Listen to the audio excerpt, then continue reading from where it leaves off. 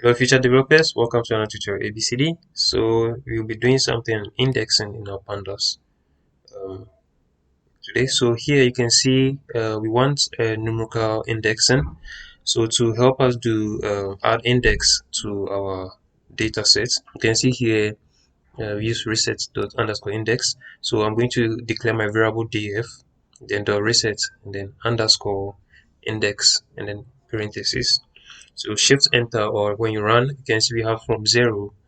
I think I've used the wrong okay, so I use this one. So here, so they should print the first 5 or I should print the data sets, that's limited number of them.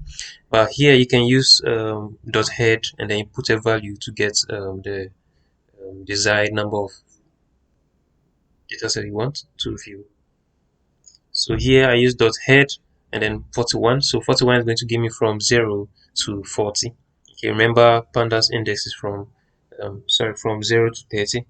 Remember pandas index starts from 0. Okay, so if you want 50, you will do a 51 so that it reaches 50. So here you can see I use 41 and then I had 40. Okay, so 31 should give me 30, as you can see here. Okay, so thank you for watching, and then see you in the next lesson.